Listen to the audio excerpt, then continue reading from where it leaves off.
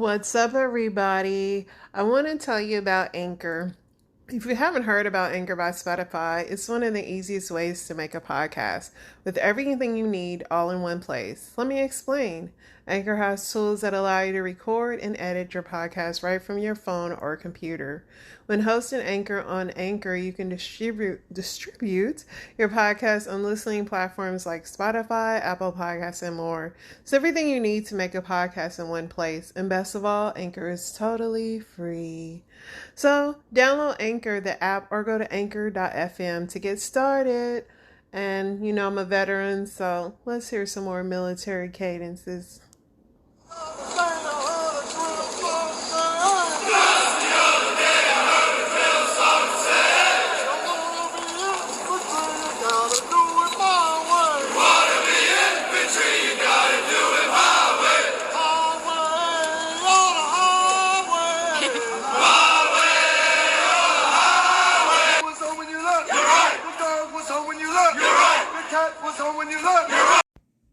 What's up, family? So, tonight, Thursday night football, the Panthers beat the Falcons 25-15.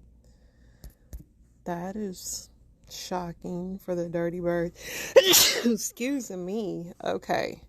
For some reason, Candace Owens tweeted out a picture of the Ukraine president calling him a welfare queen. Interesting. Is it because he wants some money on this? Like, what is her thing? Interesting. I mean, we have been giving a lot of money to them, but yeah. Let's see what else is going on in this world. People are still complaining about Elon, but he continues to say that Twitter is being used more than ever. So let them, what do they say? Let them eat or let them feast. I don't know. Let's see what else is going on in this kooky world. Workers are still processing the results in Arizona. It is still not all the way. Right now it's 48-49 in the Senate and 198 to 211. So 48 Democrats to 49 Republicans, 198 Democrats to 211 Republicans. Arizona's Maricopa County expects to start releasing results from outstanding mail-in ballots by Friday. They had an outstanding 290,000 results. So that is going to determine the race with the government for Carrie Lake and who's she running against? Gates. So, yeah. It's not shocking, like, our elections continue to, especially with just what's going on, like, why it's still so slow, why our process, we're in 2022 and it's still so slow. A retiring senator partly blames Trump's endorsement for epic loss in his governor's race. What did Dr. Oz do after his loss? He released a statement saying, "We're facing big problems as a country and we need everyone to put down their partisan words and focus on getting the job done with bold leadership that brings people together. We can create real change." Okay, but was he saying that in his election ads? It always cracks me up because they do these ads attacking each other, and then all of a sudden at the end they're like, we need to come together. So Hurricane Nicole is hitting Florida right now. Homes are collapsing into the ocean in Florida. It's Tropical Storm Nicole. Volusia County shows homes crumbling and reduced to wreckage, where waves erode on the coastline. It's Category 1, but yeah, if I lived in Florida, I would not be building my house on the coast. So the crypto golden boy, Sam Bankman, said he effed up. See what he's talking about here. The next big thing. After this commercial, of course. Crypto, I never got into it. Dogecoin and all that. I've never got into that stuff. I'm just maybe too old, but let's see. Crashing earlier this year, Sam Bankman-Fried emerged as this protector, swooping in, buying all of these collapsed, distressed crypto assets. How did it happen that he now is in desperate need of a bailout himself? It's a really remarkable turn of events. You know, I wrote the other night that the tables have turned on Sam Bankman-Fried. The tables have been upended. The tables have been chopped to smithereens and burned. I mean, this is a guy who was the future of the industry. He's 30 years old. He's a self-made billionaire. All these, all this praise heaped on him, and he was in ads with celebrities. He was a big deal. And now what we've come to find out, there was a document leaked last week to the media showing the financials underpinning his crypto empire were pretty shaky. And that's an understatement. They were bad. They were illiquid, meaning as soon as people started withdrawing their money, Sam Bankman-Fried and FTX did not have enough liquidity to meet those withdrawals. And that's a huge red flag. That's what triggered this death spiral we're now witnessing that is threatening to really take down. There's going to be a huge amount of deleveraging in crypto, and that's going to cause a lot of pain for a lot of investors. We've seen Bitcoin face a lot of pressure this week under the news. And during the crash a few months ago, similarly, we saw this contagion spread, right? Where one company would go bust, it would bring others down, and then things kind of settled. Thanks, in no small part, to Sam Bankman-Fried and FTX. With this news, do you think there is another systemic crash coming in crypto? Is this crypto's Lehman Brothers moment? You know, hindsight is 2020. It's a lot easier to identify the Lehman moment in a few years from now. But people I've talked to in the industry do say that if FTX collapses, which it appears very likely to do now, that is the Lehman moment. That this is a big enough firm, unlike some of these other crypto entities that we've seen rise up and crash and they flame out. You know, those are all much smaller that we've seen in the past. This is a big, the second biggest crypto exchange in the industry, second only to Binance. Binance is a much bigger operation. But yeah, I think that if it looks like Sam Bankman-Fried can fall into this kind of trap, and, you know, by his account, it was a mistake and his mismanagement. But if he can go down, then, like, who else can go down? Yeah, I mean, listen, the dollar amount, the regular dollar is having struggles. There is no way that, like, yeah, people are still taking people's unborn children. So a Texas woman found guilty of killing a pregnant woman to take her unborn child. This is in Bowie County. Last month found Taylor Renee Parker guilty of capital murder in the death of Reagan Michelle Simmons and her baby. After an hour of deliberations, the district attorney office officially said.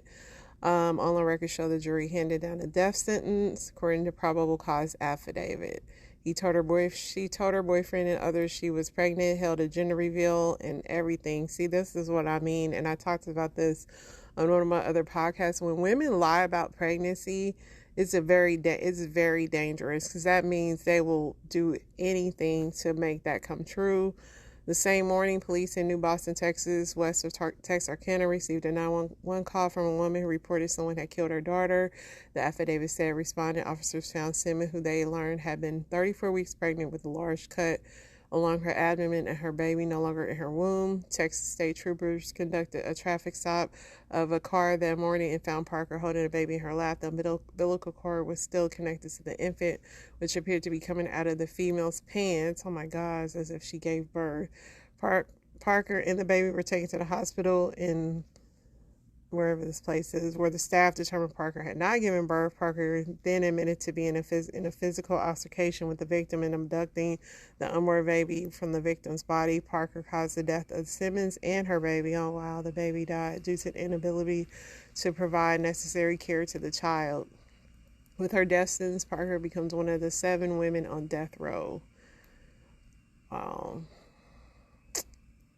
So sad. So sad. It's like, not only did you take a life, but you freaking, now you're, it's not even worth it. And it's like, how do you think you're going to actually live with knowing that you did something like this? I'll just never understand that. I promise you, I'll never understand that. What else is going on? Newly discovered tunnel 43 feet underground may lead to Cleopatra's tomb, archaeologists say. University of Santo Domingo has been searching for the lost tomb of Cleopatra for 20 years. Now she believes she's made a pivotal breakthrough. Martinez and her team uncovered a 1,305 meter, 4,281 foot tunnel located 13 meters, 43 feet underground, the Egyptian Ministry for Tourism recently announced. The excavation revealed a huge religious center with 3 sanctuaries, a sacred lake, more than 1,500 objects, busts, statues, golden pieces, and a huge collection of coins portraying Alexander the Great, Martinez told CNN. I love this story because it's funny, because, the conspiracy theory people are really obsessed with why are they all of a sudden now wanting to do this. Like, why are they upending graves and stuff? What are they searching for? To unlock some power of the gods? You can go down that whole rabbit hole, but when I see stuff like this, I'm like, man, the conspiracy theorists are going to love this. Judge scorches and sanctions Trump lawyers for a lawsuit against Hillary Clinton and Democrats. Ukraine claims big gains in the South, but fears retreating Russians will return. President George W. is going to hold a public conversation with Zelensky next week. That'll be interesting.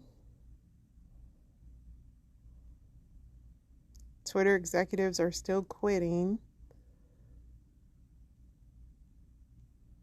The RSV, the respiratory virus, is still spreading. So make sure you guys keep your immune systems up. There was a news found at Obama's presidential center. Not shocking. Dave Chappelle's representative says there is no SNL writers boycott ahead of his hosting gig, because there was a story that they were boycotting, but they said that's not true.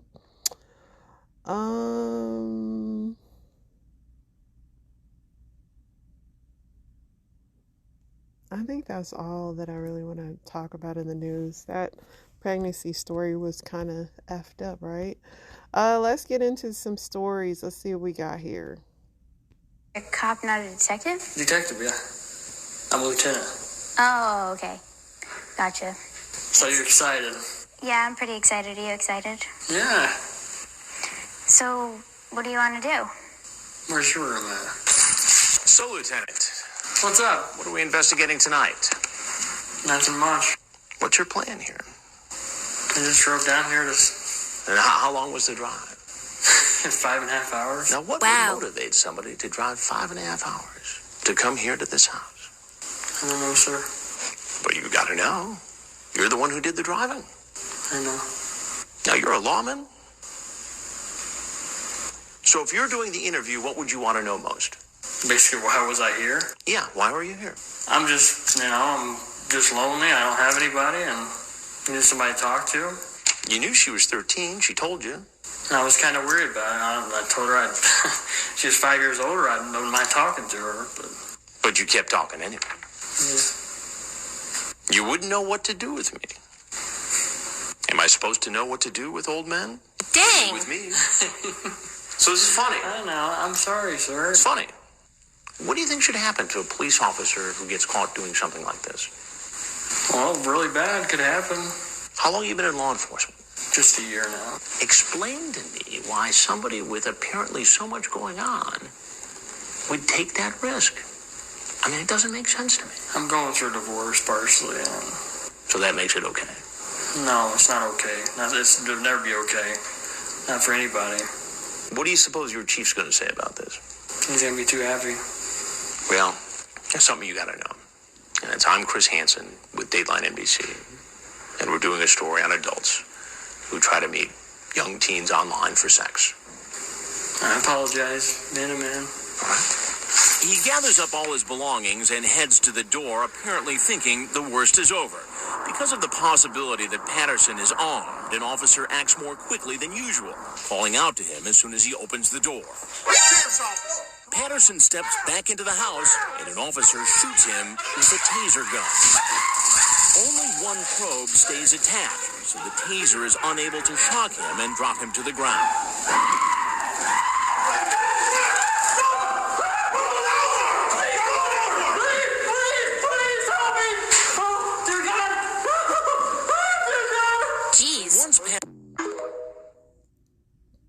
Talk about a range of emotions. Like, you go thinking you're going to get your rocks off, and then boom, you end up tased. What kind of life is that, man? Sick, and it was a cop. That's just even worse. That's just sad. Let's go to our next one. So as a child that grew up in a meth house, there was one thing I was completely oblivious to the entire time, and I think it's kind of funny. And hi, if you don't know who I am, I'm really traumatized, and my mom was a major drug dealer for my city. Anyways, we had people coming in and out of our house all of the time, as well as staying with us or living with us. And my mother would typically be in her room with the door locked or not at home at all. And most of the time we had someone sleeping on our couch. Also, I have multiple people in my family that grew up working on cars. I know absolutely nothing about cars, at all, completely oblivious. Haven't been able to retain any information on a car at all. And a lot of the time, a lot of my mom's friends would tend to carry a gas can in their car. And there were a few times where my parental figures had hired, their friends to help work on cars. And a lot of the time, whenever my mother and my stepfather would be gone, I'd go outside to find these friends next to our big white truck or whatever vehicle was not being driven that day, with the gas can, and then also the hood up, but they would typically be over by the gas. And I almost never asked what they were doing, because I would just look over and be like, oh, it's car stuff. Walk the other way. Didn't want to get trapped in a conversation about car stuff or small talk about what they're doing, because mini me didn't care. Big me doesn't care still to this day. I'd find them often enough underneath the cars, and I would assume that they're doing car stuff. That was the end of the conversation for me. I didn't realize this until moving out, but I didn't even know that you could take gas out of a car. I figured that once you put gas in a car, you had to, leave it there or, use it up. And if you really needed to take that gas out, you'd have to, take the entire car apart. But now I am realizing that these friends of my mother's, these friends were siphoning gas out of my parental figure's vehicles blatantly in front of me and my other siblings. And honestly, now looking back on it, it makes me really happy. Interesting. Next story. I was circumcised at 18. After the circumcision, I felt nothing. No sensation at all.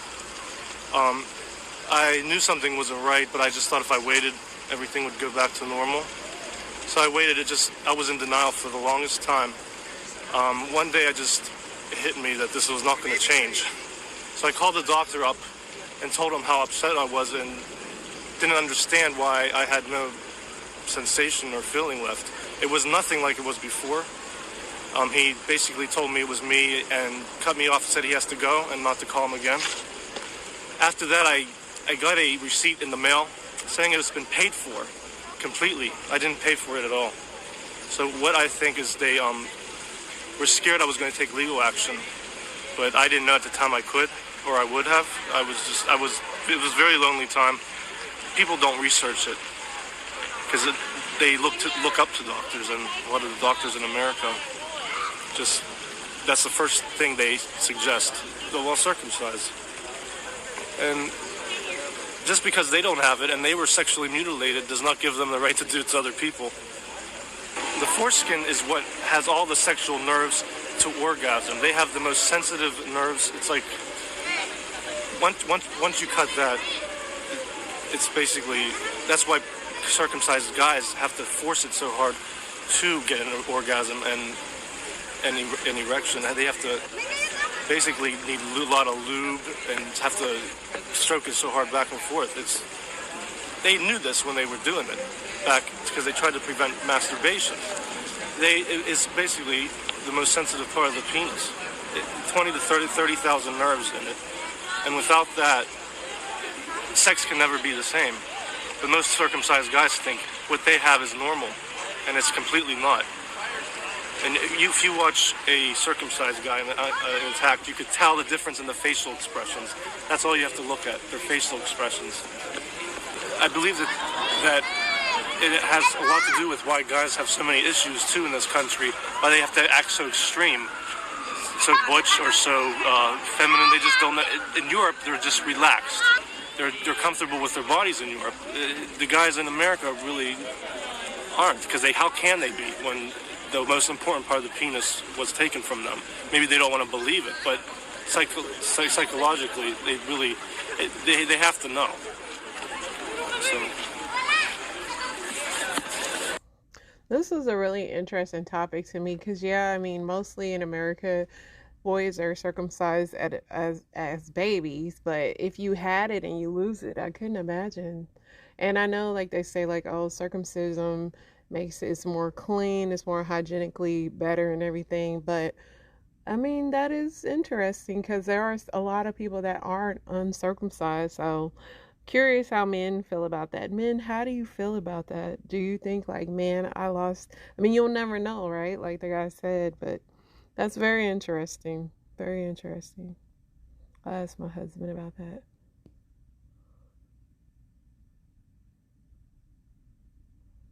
I ain't gonna give away like too many specific details because I know he follows me on here and he's gonna know I'm talking about him, and he has no clue that he took my virginity. Pro tip. But I have been working at this job for a few months, right? Just trying to make some money, just trying to get something going for myself, So like I said before, I was raised in a very strict environment. I had no real freedom. So this is my first time being able to venture off and do something by myself without being monitored by my parent, right? So it was this dude I was working with, super fine, kind of brown skin. He was not from here, barely knew English, right? But for some reason, some way, somehow, this nigga was smooth enough to talk me into linking up with him late at night, right? And it was super fucking convenient that we lived in the same, duplex or whatever. You see the setup. You see where I'm going with this, right? Let me tell you something. We got along, right? And boy, he started sucking on my neck. And let me tell you something. I had kissed guys prior to that, but I had never, kissed a guy like that. And I had never had a man kiss and lick on my neck like that. So I was like, y'all, I'm sorry, I'm a little goofy, but anyways, so we're in his car, and let me remind y'all again, he does not know I'm a virgin. I did not tell him I was a virgin, so he had no clue, right? In his head, this was just like a quick little hookup, and in my head, that was the same thing, but I had no fucking idea what I was doing, bro. I had no clue what I was doing. And let me tell you, in terms of his size, picture this, right? Now, if you're a female, you know how big this Anastasia Dewey set bottle is, right? So imagine this, but a little bit thicker and a little bit longer. That's what I was working with, bro. That's what I was working with. So at this point, I'm terrified, right? So he's sitting in the seat, right? Okay, so he's sitting like this, right? And I'm oh wait, no, not that way. I was like this on the seat, right? Anyways, y'all did not need to know that. Anyways, it felt like I was being ripped apart. I was miserable. I was dying for a mere 5 seconds. He didn't last at all. And honestly, I was happy. I was good to go. I was set. I was like, all right, boom, da-da-ding, boom. But fast forward to the second time we did it, right? I was up in that motherfucker like, for real, like I was really screaming at the top of my lungs, bro. But not in pain, in pleasure. But I had never felt that before in my life. And after that, I went crazy. It was a done deal. It was a wrap. The end. I would not want to do that on my first time. That bottle was too big. But more power to you, boo. Breaking gay news, we have a really big problem, and I don't care what you think about this person. Nikita Dragon, a trans woman, was just arrested in Florida and put in a men's prison. And Your Honor, may I ask one question? Do I have to stay here in the men's unit still? Yeah, I don't make the rules up there, but you can contact the bondsman. This is extremely dangerous. Please sign the petition in my bio. So, update on this. I heard she was just in holding and they weren't going to keep her there. But, yeah, it's dangerous. I mean, those are things we have to think about when we do these. Because, yeah, dangerous. Let's get to the next one. She permanently blinded herself on purpose because she identified as transabled. Jewel Shuping had dreamed of being blind since she was 6 years old. And at the age of 21, she decided to take matters into her own hands. She found a psychologist that agreed to help her blind herself by pouring drain cleaner into her eyes. The two waited for 30 minutes before going to the hospital to ensure permanent damage was done, which has now left her completely blind. After her family found out it wasn't an accident like Jewel had claimed, they cut all ties with her, but Jewel says she's the happiest she's ever been. That is definitely one of the craziest stories that I've ever heard. Oh my gosh. Yeesh. Want to know if your man has an STD? Let's get into it. First things first. Honey, if he's pre-coming way before y'all get started in the bed, then guess what? Run! It may be an STD. If he's excessively scratching down there, there's no gold down there, honey. Run! There may be an STD. If he continuously goes to the restroom, back and forth, honey, run! It may be an STD. Honey, if he can't tell you the last time he had an STD test with results that you can see, run! He may have an STD. If he's burning or hurting down there, yeah, down there, run! He may have an STD. Honey, if you see sores, bumps, and blisters down there and you know he doesn't shave and wax, run! He may have an STD. Listen, it's all fun and games until you get that text or that call that you may have an STD. So guess what? Get tested. Know your status. You heard the man. Know your status and run. He may have an STD. Y'all better be checking. Y'all men better be checking too. It ain't safe. It ain't safe. It ain't safe. It ain't safe. You guys have a good weekend. I'll be back to you on Sunday. I'm so glad it's Friday. F is for Family is signing out.